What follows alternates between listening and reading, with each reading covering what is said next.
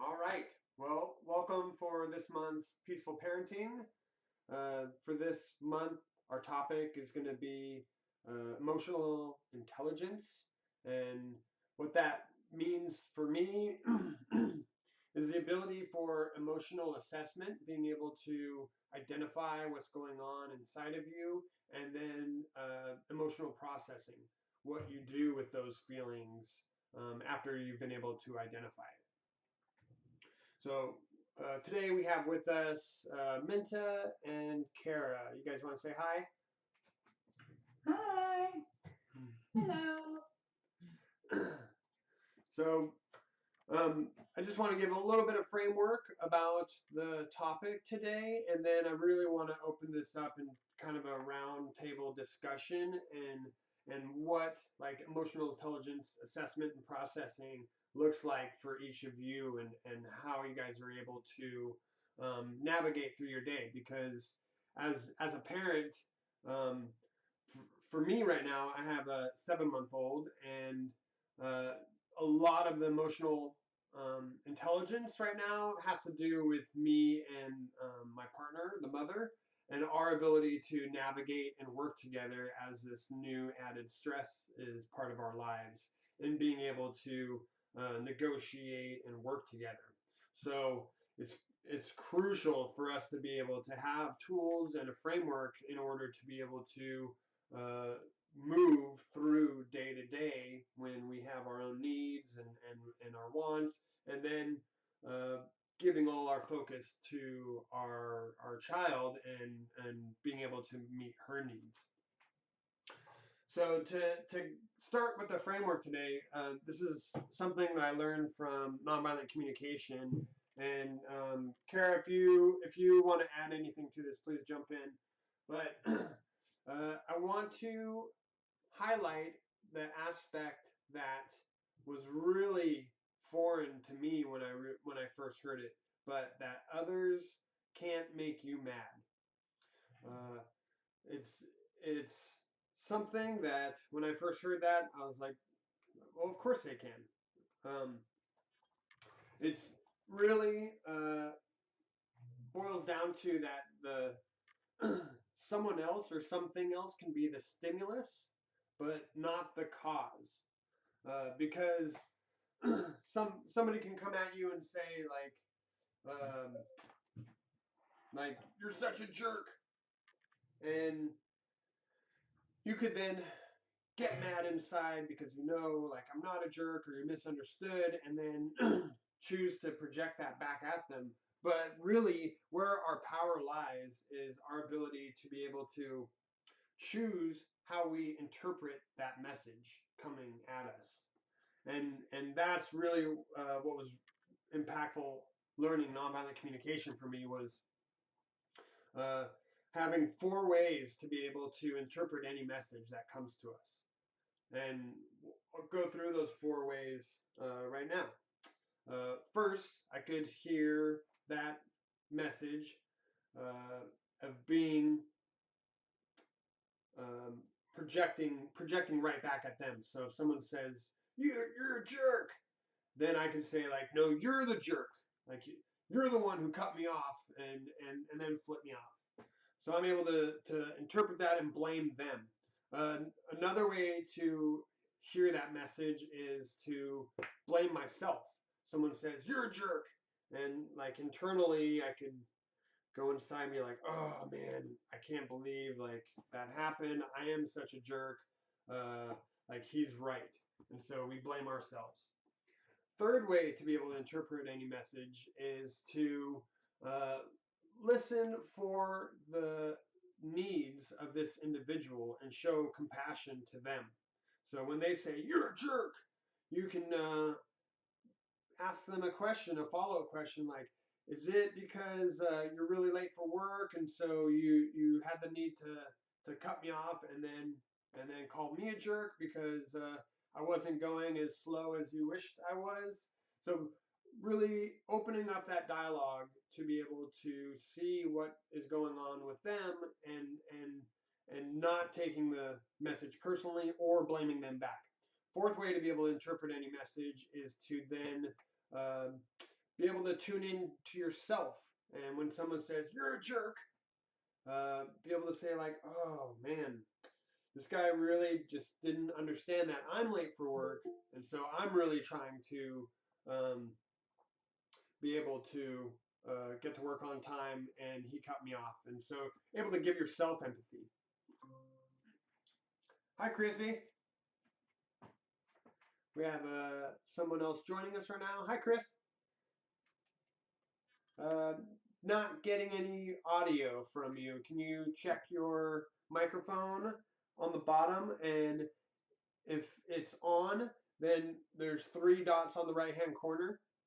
And you can open that up to your settings and then choose your microphone.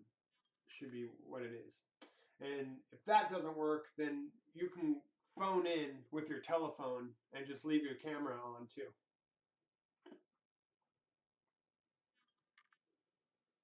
So using these four. Now. There we go. Hi. Hi. Good to see you. Looks like earbuds just aren't working, so I might just have to. Okay. I'll listen. Yeah, you're coming in nice and clear. Great.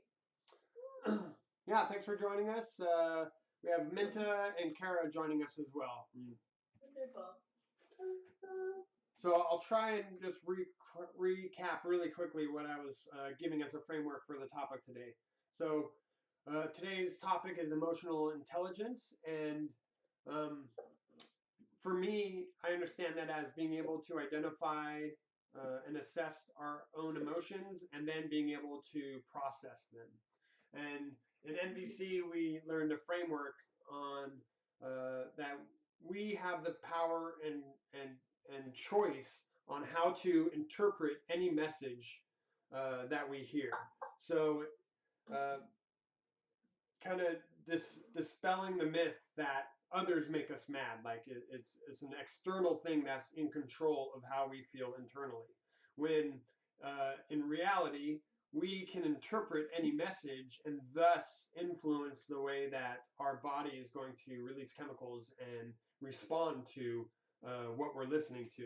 And those four different ways of hearing any message is blame yourself, blame them, be curious and show compassion to them, or show compassion to yourself with any message.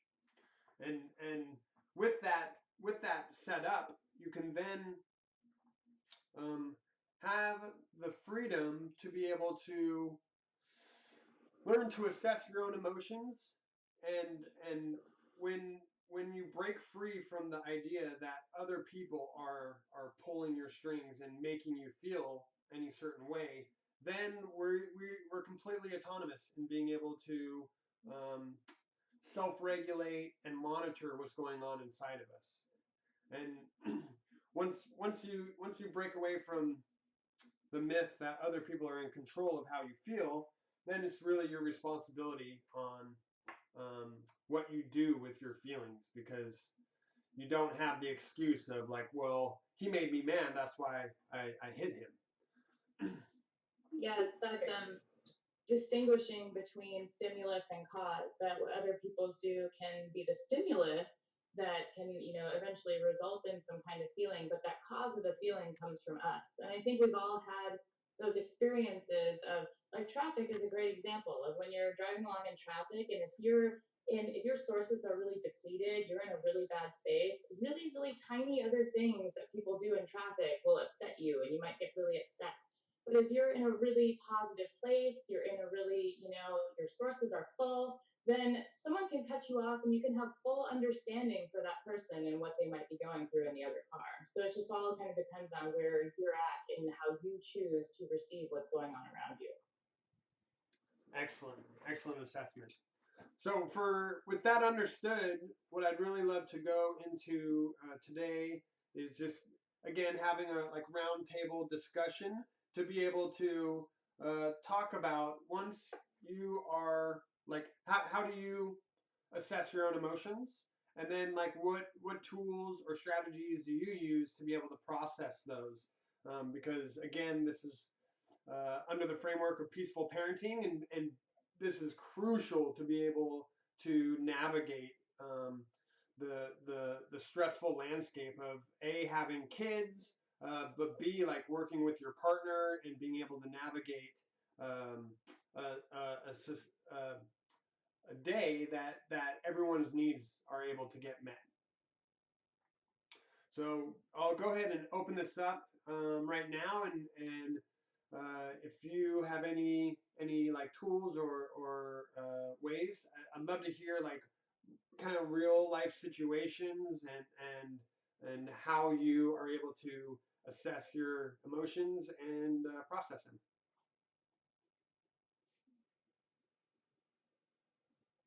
I know I use writing for a tool for processing. Um, Sometimes when a situation gets really overwhelming and I'm having all of these feelings and going on inside me, if I can, if the situation is allows for it, I like to take a time out and just kind of sit with myself and sit with my journal and write out what am I feeling right now? What is the need that's behind these feelings? And that really helps me to be able to process and eventually be able to move forward with what I need from there. Yeah, that's really important, and I like that timeout um, technique too because like no matter how skillful you get with being able to assess feelings and then be able to process them, like you need to know when to be able to hit pause. And I've had challenging conversations where I've like repeatedly inputted like if this is going to get more intense, I'd really like to pause the conversation. And then we'd go back and forth and it got more intense and I'd say it again, if this is going to get more intense, I'd really like to pause the conversation. And even with trying to hit the brakes like that, like it still ramps up. So really being able to break away without getting that next like word in is important. Yeah, and I love that for like working with children as well. I mean, super important with the parents, but then also, like being able to say to a very young child, to say like, mommy really needs a timeout right now so that she's, not mean and angry. Like she's got to go work through her emotions or kind of like being able to articulate that, like I need to go take some space because I'm not being a very nice mommy right now or whatever it is. And I think that being able to communicate that to a child is, I mean, in my opinion, it seems like it would be really, really effective and supportive to the child. And I wanted to add to that too, because I do use writing as well. And I found it to be so helpful. I don't use it enough, but when I do feel really reactionary, it's like it's my way of allowing myself to be really reactionary because you can go to a pen and paper and you can write, like the most reactionary response in the world to something that someone just kind of landed on you or whatever. And like give yourself permission to just be like, and no, I don't agree with you at all on that, and you're a total asshole because of it, and like literally like have the full reaction. And it's almost like, I don't know, for me it's like a healthy processing of anger because we don't often know how to use anger because I'm not going and then putting that on anyone. And then it gives me that perfect amount of time and space to, and again, time is a huge piece of that time because just within like maybe 3 hours later that day, if I was actually writing something that I wanted to send to somebody, I will have edited it 5 times at that point if it says something entirely different once it actually gets to the person that it's going to go to. Yeah, so I find that writing is so effective, seeing the words you want to say out loud. And then maybe you never send it, or maybe it just completely alters, and then you send something that has an entirely different impact, a response. You get to a response through allowing yourself to react, and that can be a really healthy way, at least it has been for me, to allow myself to feel and not bring somebody else into it.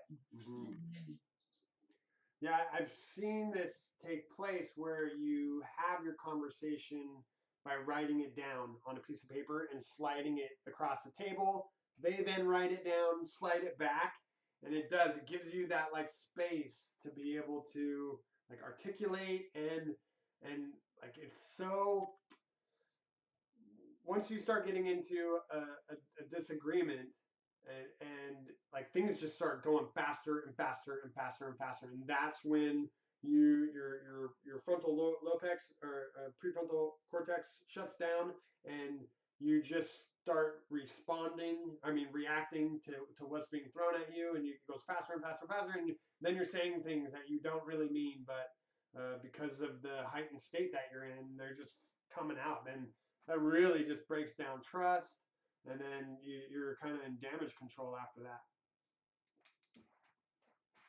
that.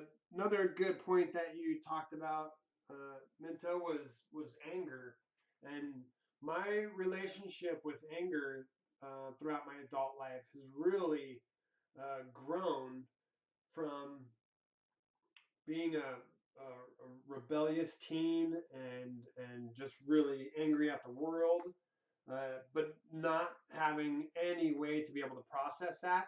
I used to would like punch walls, and learned a lesson when I was 21. I was living in Guam, and again got into a really bad argument and punched the wall. And in Guam, they have hurricanes throughout the year, and so all their walls are made out of concrete. And I punched the wall, and it popped my bone out of my hand about 2 inches, and I like, yeah, bad situation. Ended up getting like 4 pins put in my hand, and really taught me a lesson. I don't punch things since then, but even then, I kind of took my interpretation of the Eastern philosophy of like, okay, go to your happy place whenever I was getting this anger feeling like boiling up, and so I would kind of dismiss that huge emotion going on, and I would just kind of try and like zen out. Um, but again, that wasn't really processing that huge emotion. It was just kind of pushing it away in order to like try and maintain being calm in that moment. And it really wasn't until, again, nonviolent communication, reading through Marshall Rosenberg's work, that he gave me permission to be angry. That's an emotion. It's completely natural to feel that when we're really disconnected with ourselves or with others. And giving myself permission to be angry so long as I don't point it at anybody. And hearing that really clicked in of like, oh, okay, so like I don't have to deny what's taking place in my reality. I can express what's going on inside of myself, and be able to um, yeah, share what's going on so others can understand, and in doing that, I'm processing in real time. So long as I'm not blaming anyone else for being angry, I can even raise my voice and say I'm not having a very good day today, and I could really use some support. Being able to express at that heightened emotion still is kind of rolling with the emotion as it's happening, instead of like, again, like denying that it's happening or pointing it and projecting it on someone else. Yeah. There's so Oh, many. go ahead. That's okay. I just my experience with growing up and like relating to emotions and my parents relating to my emotions was um, stuff around anger, things about having emotions, and that I think like that's why this interests me so much, because like in our society we're so production based that like that so it doesn't like Chrissy, I'm going to cut you off right there. growing up like, yeah, can you guys hear me? You're a little bit choppy. Can you turn off your video? Yeah. It should give you more bandwidth. I really want to hear what you have to say. Is that better? Can you guys hear me a little bit better? Yeah, way better. Yeah, I think like those techniques are all about like slowing down and revaluing, like writing, or anything, any kind of like techniques that we have to like come back to communication. It's like rewiring our brains to be like, wait, like what's actually valuable here, it's not that we like just go do what we were supposed to do. It's like this relationship and this and especially around anger, I think like my family definitely has a lot of like anger that has been passed down, especially in like all the brothers and my dad and uncles, and the response to that is a lot of like, oh, like anger is bad, and so which I think like universally almost we have that kind of association, and Yeah. so we should like brush that away. Or like if you respond in anger, you're considered emotional in like a negative sense, which just doesn't allow, especially like as a kid, you to be able to recognize it and then be able to process through it in a healthy way. So you're actually just going to respond out of anger in a way that's like not intentional or not actually feel maybe because you're not given that space. And I think a lot of it's just like creating space for people to Yeah. slow down. Yeah, we've never really been taught to process our anger in a way that's not destructive or really in any way at all. We're really just taught just to kind of shut it down. And so when we don't know what to do, then especially as kids, we act out in these really destructive ways because we have no other framework to go by. Yeah, and then we feel guilty, like the Mhm. vortex of shame. Mhm. Yeah, that really affected my whole late teens into my 20s, where that was definitely fueling my decisions to use substances to Mm-hmm. escape my reality because of that self-imposed shame, because of the way that I was feeling out of control, because back then I thought like everything was happening to me. My parents were totally against me. Society was against me. And so my only option I thought was to rebel. And then coming with that was the shame monster. And yeah, like drugs definitely helped with not being connected to my emotions and not being able to uh, feel that guilt. But in order to maintain that, I had to continue using substances, and Mm. I'd smoke weed every day just because I would have anxiety whenever I wasn't high because of this mountain of pain that I was sitting on. Yeah, and I've noticed that, especially I think in my generation, that has become such a self medication like coping technique for for a lot of like what we're talking about. I think a lot of it comes down to. I think I read like a New York Times article someone sent me with emotional agility in it. They actually I think did a study on like how some research can suggest that like that lack of being able to reach those emotional um, like abilities to communicate like can actually predict symptoms of like in kids like later on in life, which makes so much sense because you just aren't given any system of coping Yeah. with those. Yeah, and I guess I feel called to add to here. I go back to my experience being a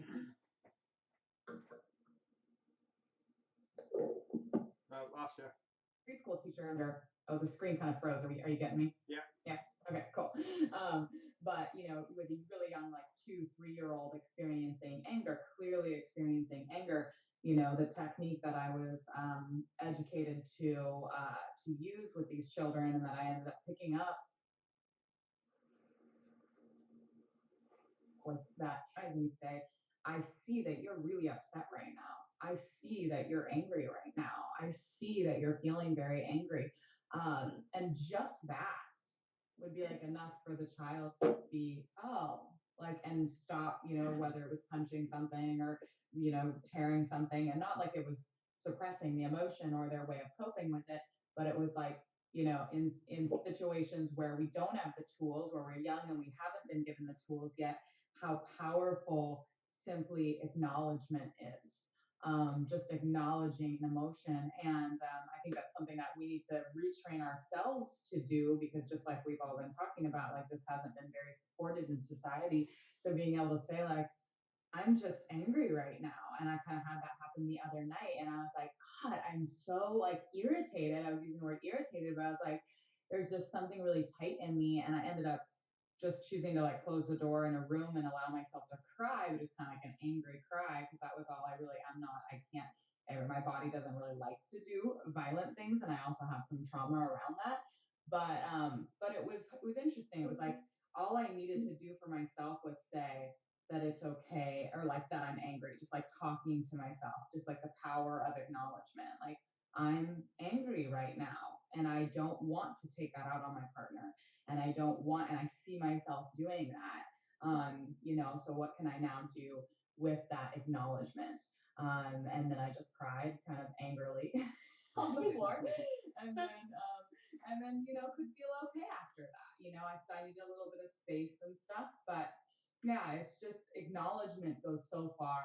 And Chris shared with me a video about acknowledgement that I'll post on the Peaceful Parenting page, because it's really, really well put and so simple.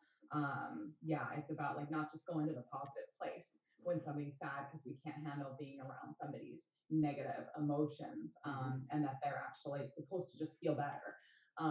So yeah, I'll definitely share that. That was so good. I think it's interesting too that, like if we look at babies, there's such like it's funny that the first thing that we're given as humans is just emotions, just like pure emotions with zero like social like assess or filter through our responses. And like we like devalue that kind of response of life. I think we like haven't respected that phase or process of like I'm just feeling right now, and I don't have any words to tell you about like why I'm feeling that, or like it, or like bringing in a morality sense or anything. And I think we think of that as primitive, but really it's just like what we're given first as humans. Like, and sometimes we all just have to like step back and recognize that that's where we're at. Yeah, it's really our core, like sensory input that all of the adult senses are based off of. Mm. Uh, because I just got to see this with our newborn, to where she basically had like comfortable and uncomfortable as her emotional state, and just in these last 7 months, it's getting more and more complex. But as she shows different emotions, like when she first starts laughing, which was amazing. But I really like that aspect that we were talking about, of like the denial of emotional states, because it really sets the precedence of how, as a society, we turn into adults, and we really have learned to suppress. Like I said, with my experience with anger, um, and I'm my guess is that it has to do with not wanting to be in uncomfortable situations for ourselves. So when we walk into a friend's house and they're like super down, or if they're angry, uh, like we want to like fix and help one another, but by jumping to strategy without being able to sit with that uncomfortable emotion, doesn't give the empathy that the person is needing first, before they're even open to strategy. And with kids, uh, down to like the most simplest gesture of like when a kid is angry or upset, like what do? We're like, we come over, we grab them, and we're like, oh, it's okay, it's okay, it's okay. We're telling them that like their emotions aren't really valid, that the situation is okay, and not what they're experiencing. And so, from a kid's point of view, that's super confusing, because like obviously things are not okay, because Yeah. I'm crying, my needs are not being met, and I'm trying to communicate all these strong emotions, and you're denying that this is even taking place. Yeah, I want to take that back to, kind of the work that I do with self-love and yoga teachings as well, in the sense that, as you just said it, you said it and everything that you said, of like, that we're not acknowledging these feelings that we're having, and we're stuffing them down, or we're not, yeah, being present with them. Then when we walk into a room where someone else has uncomfortable feelings, we really quickly want to fix it. I mean, the root of that is having the capacity to be okay with your uncomfortable feelings. Like, and it starts with the practice of recognizing your feelings, not your feelings created by others, so we think, right? But like literally, when you just have a feeling of anger, you have a feeling of sadness because of your own personal life, your own stuff, rather than trying to shove that really quickly down, or choose a substance, or an activity that makes you have to forget it. I mean, I used marijuana absolutely that way in a relationship where it was like the love drug, where if I felt uncomfortable, icky feelings about my partner, marijuana would make me witness him instantly. It's like, oh, back to all the love feelings. And it kind of just washed that stuff away. Totally. And, it's without a doubt one of the reasons that I was in a long-term relationship for a long time with that. And yeah, I think that, so that it's just, it starts with us. Like, if we can sit with our own uncomfortable feelings, then we can walk into a situation and be around other people's uncomfortable feelings. But it has to start with the work of our own. It's not some shield we can put on to be better around other people's discomfort without doing the work around being okay with our own discomfort. Totally. Yeah. And interacting with kids on that level, especially, like, to be able to like say, I see that you are, it looks like from my perspective that you're feeling really angry, or something like that. It's like validating that emotion and then helping them to walk through like the process of what am I trying to say, of just like just figuring out how to be a problem solver. If we're just brushing it away or invalidating it, then it's teaching kids to fear emotions, and like just totally disallows us to be able to be present with other people as we grow up until we learn that. Yeah, I think it really plants the seed of uh, why we think as adults that like other people are to blame for our emotions, because Mm-hmm. we're taught at such an early age that like what we're experiencing isn't valid. It's like what's out here that's that's that's valid. uh, and so you distrust what's going on inside of you, and you put more importance on what's going on outside of you. And if somebody's yelling at you, then obviously uh, they just made you mad and you had no choice in the matter. Mm-hmm. I really love the idea of being able to empower our children with these the context, the permission, and like the tools to be able to assess those emotions that's going on inside of you, and being then what do you do with them once you've been able to identify, and being acting as guides through either babysitting or our own children, and being able to like guess what emotional state they're in right now. With Minta, you said like, I see that you're really angry right now, or being able to ask them what's going on, and um, having them be able to identify themselves what's going on. Uh, I've with learning about nonviolent communication, I now like try to keep this nearby, but like a list of feelings, Mm-hmm. because once we're like really experience something really strong, uh, like our words and the sensation of feeling are two different like processes of our mind. And and when I first started trying to identify what was going on inside of me, I had a very limited vocabulary where I could understand like, I know when I'm feeling happy, I know when I'm upset, I know when I'm angry, I know when I'm like feeling this like overwhelming joy of like a really good moment.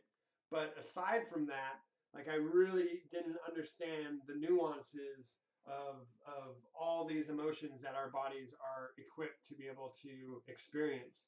And I remember in nonviolent communication, Marshall Rosenberg gave the example of hearing a bugle call, something with only like 3 notes on it, versus like a saxophone and all the complexity of notes that a saxophone is able to produce, and that's really our emotional state. We if we're untrained, then we just hear those few major emotions. But as we start to learn and develop these skills uh, of emotional assessment, and for me, and I'll hand this off to get your guys' feedback on this. For me, I really, after like identifying like those core five that I had, when I would then go through an experience and then be able to like, oh, like that was a sense of awe, just being in like awe on a hike and just coming to this beautiful scenery, and then I'm like, oh, that was awe, and once I'm able to like conceptualize that word and attach it to an experience, then I then have that like word in my toolbox to be able to like pull out later. But until I'm able to attach these words that I've like grown up with and have known throughout my whole life, like alarmed, like walking into a situation and things don't feel right, and I have a feeling of being alarmed. Like I've seen that word, I've said that word, but to be able to attach it to actual personal experience then gives me like, oh, that's what that sensation was going on inside of me. And now I have a word to be able to describe it to others. It just like makes living in this world so much richer, you know? Like even as an adult, to grow up with that, it's really special. Yeah, and like I, upon learning of Marshall Rosenberg's work, learned that we have like I have a deck of cards, and there's 70 feelings in this deck of cards, and I was like, 70 feelings, like that is so many feelings. How can there be so many feelings? And like I just said, being able to like attach those words to our experiences really makes that like saxophone complexity of our experience and being able to appreciate what the nuances we go through in our lives, and then being able to reflect that back into our children.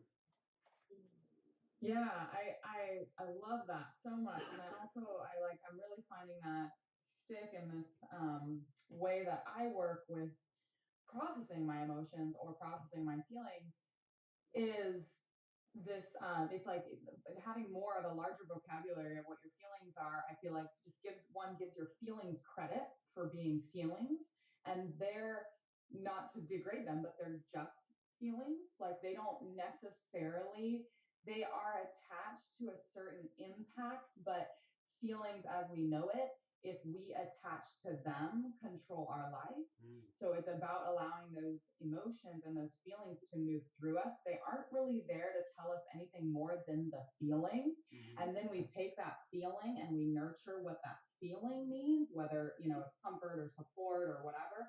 But if we attach a storyline to that emotion, if we attach a story to that feeling, we grab onto it and we can make that emotion last a lifetime. If we don't grab onto it, Pema Chodron says an emotion shouldn't last longer than 90 seconds. Mm. So if you feel something in a moment and you are able to give yourself the self compassion or the need that was needed for that emotion, remind yourself, like, I am alarmed, but I'm actually safe, or whatever it is that you needed, or you can ask it from another person. If you could find the need to support the emotion without the story, maybe it's only 90 seconds, maybe it's even shorter. And it's not, again, not to like suppress our feelings. If we end up having a feeling for a long period of time, most likely my work that I do personally, and it's helped me through some of the most traumatic and painful experiences in my life, is to know and to recognize immediately when my left brain is taking control and it wants to analyze and articulate all of which why I am feeling a feeling. And well, why did that happen that way? And but what if it could happen this way? And that just stirs the feelings up and create so much more out of it. And by just literally, it's like you're trying. I was talking with Laura and Marion last night. Like if you can swim through the whole of like the whys or what ifs, and just go right through the middle where it's like shut up, shut up, shut up. Like I'm just feeling like cry it out, or do something with your body that you need to do to work with that emotion, write it out or whatever, but stay away from the story. Then it passes. And it happened with me in a previous heartbreak of mine where I just really needed to cry. I would wake up every morning and cry and cry and cry. And then I would use positive mantra. Like for me, it was mantra. And it's not like positive attitude or anything, but that mantra gave me the need that I needed. And that mantra was just words that there will, what I needed to hear. And what I needed to hear was that there will always be great love in my life. And it was like I'd say that to myself every day because that love didn't need to appear as like, a previous partner or a new partner or a romantic partner. It could be my nieces, it could be my parents, it could be my friends, it could be my community. But it was that's what the emotion needed. It needed to be reminded that I will always have great love and that I will have love in my life when I was feeling that depletion. Nothing else. That was it. It was like feel and give your emotion the need that it needs.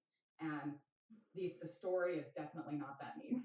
Most of the time, like for your therapy work, for your conversations with close ones, like can be beneficial. But yeah, just that power in my own practice, or that tool in my own practice has been so powerful. Let me see if I'm understanding what you just said. So when say somebody your partner walks out of the kitchen and he says like, well, I know you wanted this for dinner, but this is what I'm going to be making, and you don't really have a choice about that because I'm cooking tonight. And that really got you triggered, and so uh, you started feeling all these chemical sensations in your body. And if you were to then focus on like, oh, and then my partner told me like I couldn't have what I was asking for dinner and didn't even give me a choice about it, that's the Or story.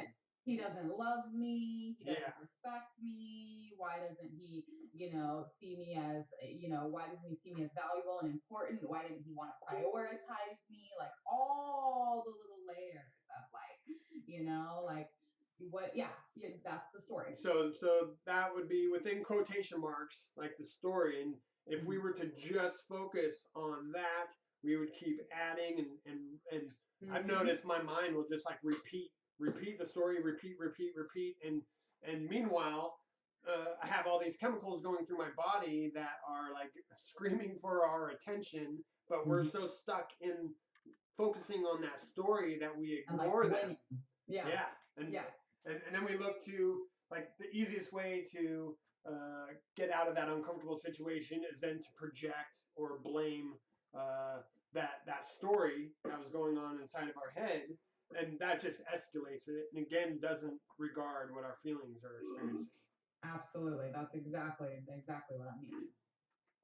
I think like it's also important to like talk about that in a way where it doesn't invalidate or say that they're meaningless. Can you say that again? You broke up. That like the role.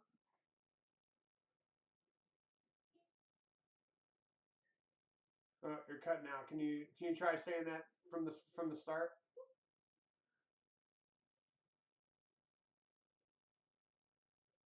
Yeah, can you guys hear? Yeah. Okay. Um, I think I was just saying that I think that when we have those conversations, accepting kind of what like basically what you guys were talking about, but it's important to not say it in a way that elucidates that our emotions are to be invalidated at all. It's just understanding the role of them, that they are transient, that control us, that there's something that comes and goes. Like this is what it feels like when I'm angry, and this is what it feels like when it passes, and I'm feeling that, and I'm recognizing that I'm not. So it doesn't like define every moment. It's not necessary for it to, and it does have to respond to every emotion in a way that's like they come to recognize like I was 90 seconds ago, but now I'm fine actually, and I don't need to like do all that. But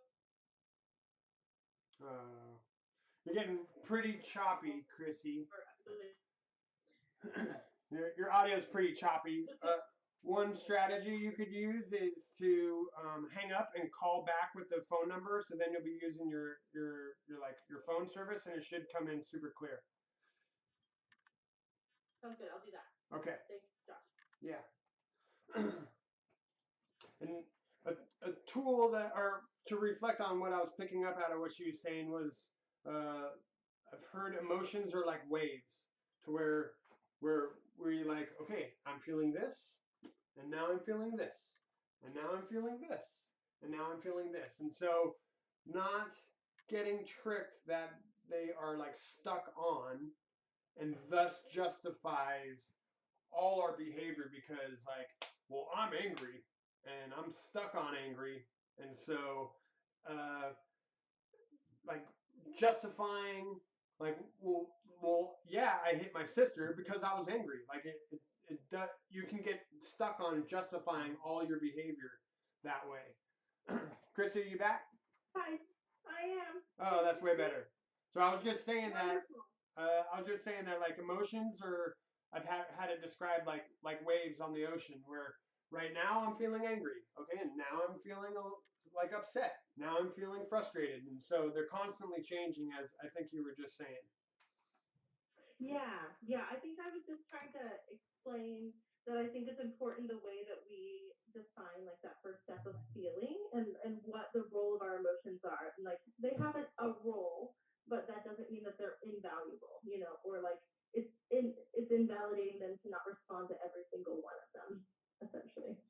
Absolutely. And that's why I think I really love the list you have of like, and the idea of like 70 emotions and understanding those 70 emotions, because then it's like you're literally, I don't know, it's like you're giving each one a name and giving it a pat on the shoulder. Like, I see you, I recognize you. And then, oh, well, that's an interesting one. I've got that one too. I see you, I recognize you. I mean, I'm 5 months pregnant now. And when I first found out that I was going to have a baby. It was a surprise, and I literally felt everything under the sun. And it was hard to say out loud, the shame I felt for not knowing my body, or the fear I had about becoming a mother, or the excitement about it when it wasn't a plan, and I like to be a perfectionist and be in control. And just all the layers of like every different emotion I was having.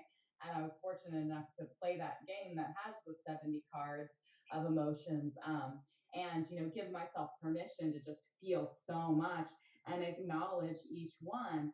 And I could give myself, I could attach to all of those, but I feel like it was just the being able to acknowledge them, didn't suppress them, didn't disown them, didn't discredit them, but also didn't attach to them, didn't obsess on them, didn't allow them to then become the storyline of my life. Yeah, That's where I see like 100%. the beautiful balance is like being able to acknowledge our feelings with love and compassion, and not turn them into how we define ourselves. Yeah, Mhm. and the more that we build our own vocabulary and figure out how to process our own emotions, the more that then we can help our children to do the same, and we can help them navigate and find, what emotions are you feeling right now, and they most of them are probably too young to have the words for it yet. Totally.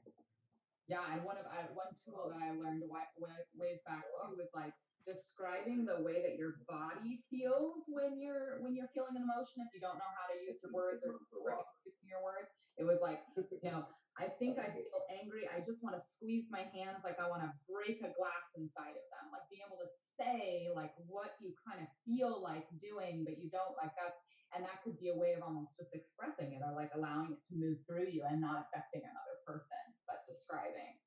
Yeah, I Feeling. definitely feel emotions in different places of my body, and it's interesting to learn to be aware of that as it's happening, because we're usually not really aware of that. But once you pay attention, it's really easy to kind of feel where it's coming from. Yeah, it's definitely a skill that needs to be developed for myself. And saying like I I could recognize those 5 feelings. It really wasn't until afterwards in reflection that I was able to be like, oh, okay, like my behavior was acting that way because I was angry. But being able to gain the skills and the vocabulary to navigate in real time is something that I'm still learning to be able to develop. And as I learn more and more vocabulary, I'm able to then share in real time, like, whoa, this is what's going on inside of me, and there's a lot of benefit and help with being able to share that. And one aspect that Marshall Rosenberg really helped me define, because this helps with being able to process, like, okay, now that we've identified what's going on, then what do you do with it?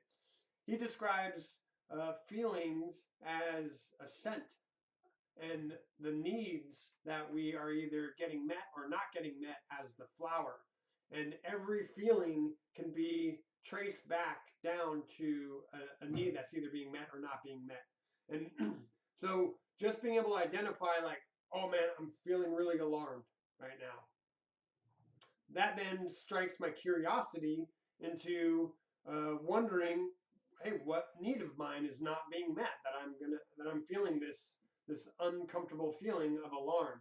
And you could trace that back and be like, oh, I have a need for safety, for protection, for honesty, and if any of those are applicable to your current situation, then you can like move on to strategy on like how to get that need met of either removing yourself from the situation, speaking up, asking for help. And that's how we're really able to process those emotions that come into us. And like Minta said, it's healthy for them to stick around for about 90 seconds, like you said. And I've heard it described as you, instead of like pushing those feelings away, like I said with anger, where I would kind of stuff it, and then it would just build and build and build till it erupted. To be able to like lean into the feeling and really feel what's going on with those chemicals and experience inside of you, and then have that start your curiosity of like, oh, what's causing this? What's the stimulus of this feeling? But it really gives you a structure to be able to change that process and that uncomfortable feeling into something else, because feelings can't stay the way that they are with your attention on them. They naturally shift and change into different sensations, and so that's really been beneficial for me. And Chrissy, again, go ahead. I was just gonna say again to clarify, like you're paying attention to the feeling, you're not paying attention to the story. And I think as humans, like that is like a really, really hard thing for us to differentiate, especially if you got a highly active, analytical, left brain, like really loves words, loves, reading books or whatever it is, like you can articulate the shit out of stuff. But if you're not actually feeling the feeling and giving it its credit, and that's where it becomes curiosity, not like I feel this way because I know da da da da da, because that's that story. So that's been the necessity for me personally, is being able to differentiate that. And a great way to catch that, I just learned or relearned, is if you ever say, "I feel like," the word "like" means that what you're about to say is not actually a feeling. So if you can listen for that verbiage in yourself and with others, you can help separate the like story from actual feelings and sensations going on. Chrissy, I muted your phone, so if you want to hop in with anything to say, you just got to unmute yourself. But yeah, our language is completely complex because we have the Marshall calls them faux feelings, and basically stories that we think are our feelings, but in reality they're not. They're like what's going on around you, or and again, without correctly identifying what's actually going on inside of you, then that whole processing part can't take place because you haven't correctly identified what it is to process. Yeah, it's like saying I'm fucking pissed off when you're really, really sad, as like a defense, as a guard, to scare someone or to, it boils down to all of that because you're not actually going to process what needs to be processed because you're, saying you are something when you're not, or I'm happy when I'm really miserable. Right. Or I feel like when you come home and you walk through the house with muddy shoes, that you make me really angry. Like that whole sentence it won't lead you back into what's actually going on because you're putting it outside of yourself and you're not actually giving yourself the ability to take control of your own assessment. Absolutely. So I'd love to spend. We have about 20 minutes left of our meeting, but maybe does anyone have some personal experiences of emotional moments and how you were either able to successfully navigate through them or unsuccessfully navigate and be able to like reflect on what took place? I'm gonna have to apologize because I actually have to get going a little early. I've got an electrician coming over to fix a broken outlet in my house. So I gotta go. Thanks for joining us, Gary. Your input was very valuable. Thanks, Kara. Thanks. Bye, everybody. Bye. And Chrissy, are you still there? And did you find the mute button, or have you been talking this whole time?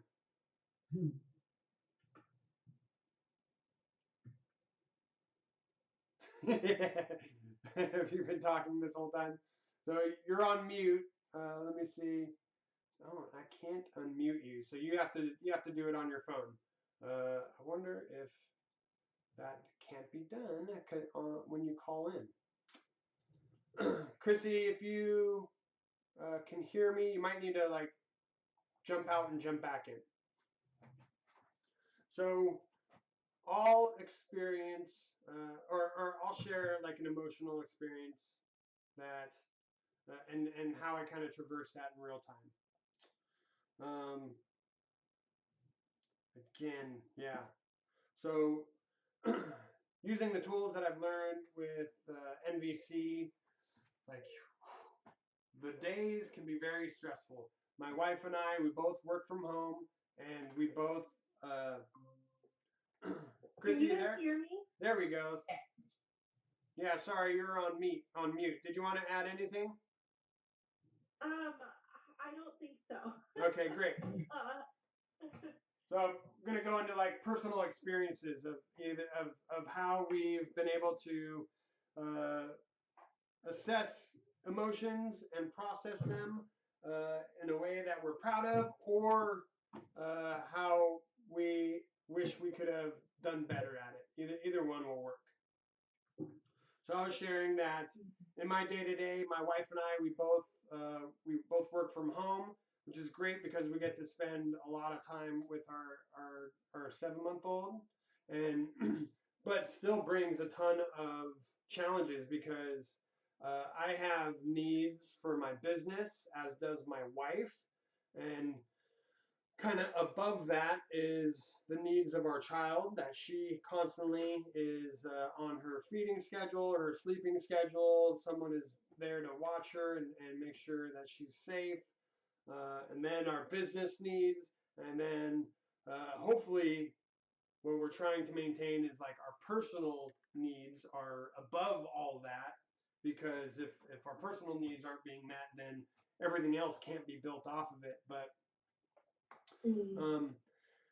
really, I spent a lot of time just trying to check in with each other throughout the day because it's so easy to get into this like work relationship with my partner to where like, okay, well I need to go drop off the mail at 3. Okay, well I have a meeting at 4 o'clock. Okay, and so it's very like a structured teamwork, but there's no real like self-assessment going on. It's just all these things that need to take place, and like we have to do whatever we can to make our schedule happen. But I really try and work on checking in with each other and just asking like, well, like, how are you doing right now? How are you feeling? In order for us to be able to just like slow down and connect with one another and be able to like share um, anything disruptive that's taken place, because I've noticed this. We could be like working together, and then something weird was communicated or not understood, and we're working together, and then all of a sudden we like we go on separate tracks, and then we're like yelling at each other because of distance, and really not understanding that like 20 minutes ago I said something that wasn't understood the way that I meant it to be communicated, and it wasn't like recognized at first. And so then we're like arguing, not about what actually caused the stimulus, but we're arguing because our needs are definitely not being met, because like just basic need to be understood wasn't caught and recognized. Um, and and then you're dealing with all this like banter that's not actually the stimulus. So I really try and create that space in our day to just check in and be able to self-assess of like, yeah, you know what, I'm feeling uneasy, and it must be like about the last conversation we had, because like my need for wanting to get my work done wasn't being acknowledged, and really being able to like slow down and give that opportunity to the other person of like, oh, thanks for mentioning that, because I wasn't trying to say like you can't get your work done. Uh, what I was trying to say was that like, I also have to do this and this. So how do we work together so that you have the space to get your work done, but also I can go have this meeting that I need to have. And day by day, it doesn't work out great all the time. But just being open, and again, those like check-ins are really beneficial for us to be able to apply the brakes as we are coasting through our day. How do you structure those in? I try to just like think about them and bring them in throughout the day as much as possible. I've really one major one that's really important is right when we wake up, because it's so easy to just like thinking about our days and our schedule. I tend to get up early and do my like meditation workout thing, and then Laura joins me. But if I like jump on her, I'm like, 12 o'clock, we're supposed to have a doctor's appointment. Are you going to be able to take Araya to that? And she'll be like, oh, I thought you were going to do that. That really sets us off into a trajectory where like things start speeding up and get compacted after that. So I've really tried to make our first interaction each day like a simple hug, and just like checking in. How are you feeling this morning? How are your dreams? And being able to connect, and then start working on our structure after that. And that really, really does a lot of good. Yeah, that makes so much sense. Um, I think too, just like the way that you were talking about increasing our vocabulary around emotions is something that I'm just like leaving this conversation with a little bit more than I thought, just because it feels like I do that check in with my partner and other people who I'm around on a regular basis. But it's like we have such a limited vocabulary sometimes of like expressing how we're actually feeling. So it ends up being like, I'm fine, or like, is there something wrong? Like, kind of the like, see through the bathroom door, yeah. understand what I'm feeling, kind of thing.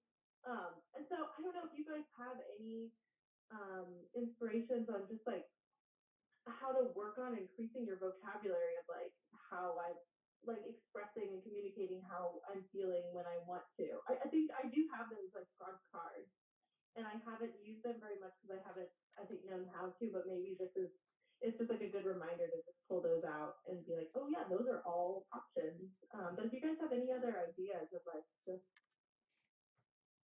material or Yeah. ways to facilitate increasing that vocabulary. Minta, do you have any suggestions before I jump into something? I mean, it's kind of a silly one, but I feel like we're all just older, slightly more damaged children, and it's something that I use with my kids' yoga, so it could be really effective. But it's just literally like a printout of smiley faces, of all these different emotions, and has all the emotions listed underneath them or whatever. And we do it in our sessions together, where it's like, color in, however many emotions or whichever emotions you're feeling right now. And, we talk about the fact that you can actually have more than one emotion at one time, and kind of try to encourage that, because then it just gets you thinking a little bit more. And so maybe just something as simple like that, and having a list yourself, and then your partner having a list and being like, can we just try this a couple mornings and like see what comes of it? And then I would, that's what I'm inspired to do myself after this call, is to think on that a little bit more and use something that's really simple and tangible, because I can get really excited about a lot of books or different things, but I can't project that onto my partner as being a technique or anything that's easily accessible to them. Yeah. So that's something that I would do, just something super simple. I'm even looking up online now, it's on my list too, to like look at emotion lists and just see the way that they're written. Yeah. And, Yeah, and I can. Yeah, that's awesome. I have a card from like a nonviolent communication facilitator in Seattle. She just passes out these like little cards that you can keep in your wallet or whatever. It's just like a list of emotions, and then you flip it over. It's like a list of needs. And I like just haven't used it, but something as simple as just like the smiley faces. I think like getting back to what we were talking about, like not invalidating the fact that all of us, like regardless of age, like emotions are the first step. So like being able to really like dissect those down into really simple ways is universally, I think, helpful. I think that's a great idea. Awesome. Yeah. And the words like good and fine really don't require any effort to say. And we're just trained as a society, when someone asks like, "How are you doing today?" "Oh, fine, thanks." It's an automatic response. And so as we uh, experience deeper relationships in our lives, like we have to put forth the effort to be able to actually assess with what's going on. And I've heard it like, if you're at the checkout stand and someone says like, "How you doing today?" And I heard a good response is, "How much time do you have?" Because really, like, even if I said like I'm feeling good, like there's so much going on underneath that simple word, that to be able to actually say that like, well, I'm feeling proud because like my daughter like won a spelling bee. I'm feeling really involved with my partner right now. I'm feeling tickled because I just like had a great conversation. Like being able to really describe what this like good feeling is, a gives us more of a sense of connection to one another, but really being able to acknowledge like these positive things or negative things going on in our lives, and not just sweep them away as we're like kind of taught as society and through childhood, because they really hold the keys to be able to um, be responsible for our emotions and our sensations, and to know how to process them correctly. And because when they're left unprocessed, like boom, they're like they build and build and build and are ready to just explode, usually at a really bad time. Yeah. Yeah. 100%. And I think like even, I mean, it's become so commonplace, and we always talk about how like, why do we ask people how they're doing if we don't want to know? Or like the accepted like social response is I'm fine. But I think like I've definitely it's harder for me to do in like intimate relationships that I have. And it's something that I practice, but I think even the grocery store checkout lines is just like, oh yeah, like that's a reminder for me to check in on how I'm doing. And then like usually I try to respond in some way that is true, even if it's a very short response, like, oh, like how am I doing? Like actually I'm feeling really frustrated now. Or actually like no, like today I've been really happy today, or something like that. But and then like leave that scenario and use it as an opportunity to think more about how you're actually feeling. Yeah, I like that too. I one of my best friends, he uses the term, he says pretty all right or pretty okay. And so okay and all right are pretty, they're very like mediocre feelings or maybe on the lower end. But I like that it's like pretty all right, and if you kind of, it's like when I say that, oh, at a cash at the check stand or something like that, like I feel like I'm being more honest with myself. And they respond, like they almost respond with a sense of compassion, because I'm definitely like a private person, and I don't always want to have like elaborate conversations with just the stranger. Totally. But it's like finding like some way to share in a small way, or the way that is comfortable for you, that is actually still honest.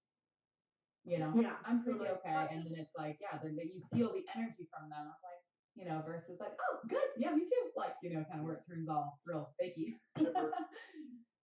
Totally. And I think it's not so much that like we have a duty to like share ourselves openly with everyone who asks, Right. because that's not like a way to live. But it's an opportunity for us to be true, Yeah. and to model like not fake happiness, which I think is a Yeah. really good thing to put out into our world. It's Totally. just saying like something very simple that's not that responsive. I'm fine. Right. Yeah, it actually makes me think of this really awesome example. I forget where I heard it from, but I thought about it a ton, because I'm bringing a child into the world soon, and it was the concept of, or it was like if the mom, locks her keys in the car, and she's like, oh, mommy just locked her keys in the car, she's being silly, and it's like she's probably like, what the fuck is wrong with me? I made that mistake again. We're gonna be late for the appointments. Like that's her real feeling. And then, oh, mommy's just feeling silly, and and we see that all the time. And I feel like I've seen that in my own family and just everywhere. And so, with the child, it's like you might not say like I'm fucking so mad at myself or whatever, but you might say, oh, mom's really struggling right now. She made a silly mistake, but is feeling a lot of negative feelings or so, whatever it is, to just be more honest, because then that's going to help that child go, oh yeah, mommy is having a hard time, because they're gonna, I mean, no matter what, the child's feeling what the mom's feeling, even if she's saying with a giddy little face that everything's fine, on some layer. We know that that's happening as well. So yeah, that really touches on if we have children that are emotionally responsible, they can support the adult, and really break that hierarchy relationship into like a partnership. And with that scenario, how freaking confusing to the kid to be able to like feel what's coming off of their parent, but then hearing something completely different, and it would really mess me up too. Yeah. Another quick tool that I wanted to share is just, which I want to practice more myself, is if even in the checkout scenario, just to be able to breathe before you answer, and just allowing that space to like feel what's going on inside of your stomach, your chest, with the breath before you answer, because that's a cue to check in inside your body, and you'll be able to like be honest. You're like, I don't know, feeling alarmed because I just looked at my bank account, but to be able to be honest with what's going on inside of us, and model that to those outside. Awesome. Well, we're drawing down to the last few moments of today's meetup, and I really want to appreciate and tell you I appreciate you for joining us and sharing what you have to share. Maybe we can just use this last moment to maybe say like one thing that you really got out of this, and yeah, I'll go last.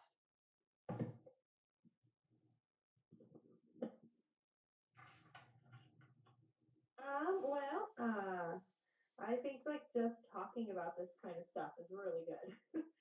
Just like create space in a pace of society that even though I just moved to an island, I still feel like I don't have the tools needed to like really live in this slow way that I think I've come here for that intention.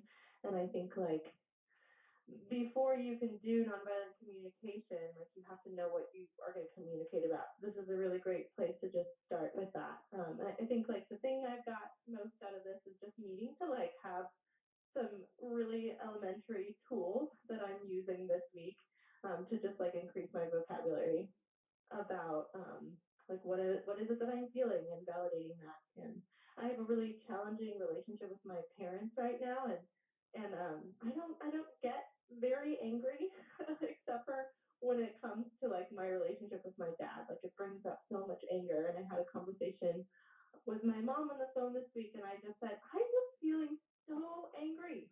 And that's all. Like I don't know what to do with that, but I'm just feeling so angry, and that's okay. And she didn't really know how to respond to that, but that's all that I could give, like as far as an honest response in that situation. And like I think that that's like the first step. It's just a very honest place of like where I am in this journey because I haven't actually done any NVC trainings yet, but I am starting to read through one of the books, and it's just like it's very elementary, and I think it comes very naturally to us, but we have to like recognize the steps of it. And right now, it's just like, what am I feeling? Let's like explore that a little bit more. So Yeah. Thanks, Chrissy. Awesome. Thank you. Yeah. I just want to reiterate because we seem to like, or like I want to just maybe throw something in there. We seem to like down how we're feeling even more like something, and you kept calling it elementary. And I think that this is like a very advanced work and right where you're at is totally advanced work. So don't even call it elementary, or, let's maybe just we'll throw those, kid age related stuff out the window. But yeah, that is, I'm right. yeah. Yeah. And for me personally, I think that just reminding myself that when I have a feeling, I also want to increase the vocabulary by that. So thanks, Josh, for bringing that up. And then, really like tracing it back to the need thing. And I want to get one of those cards that you carry around in your wallet. And I want to have more lists and like, just getting curious because, yeah, I think that will help me a lot in being able to articulate my feelings and my needs without the words that I can easily throw in there. So I'm just excited to continue to add to that, and yeah, feeling very inspired and appreciative. Awesome. Yeah, and my big takeaway was it was really nice to go back over that like denial of feelings that we do to children, and they grow up into adults and don't have any inventory of feelings for themselves as I grew up, and being able to give yourself permission to be upset, and that's okay.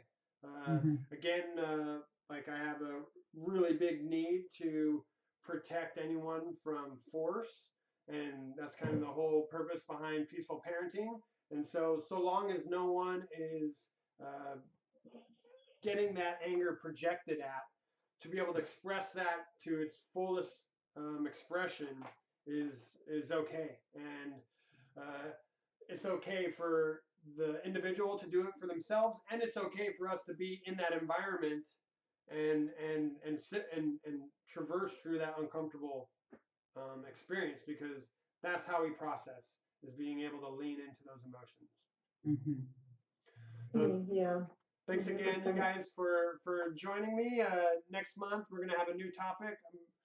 Haven't nailed down what that is yet, but I hope to get some people that are doing some homeschooling onto the program, just so we can get a glimpse of what life looks like for them. Awesome. Thanks again. Awesome. And cool.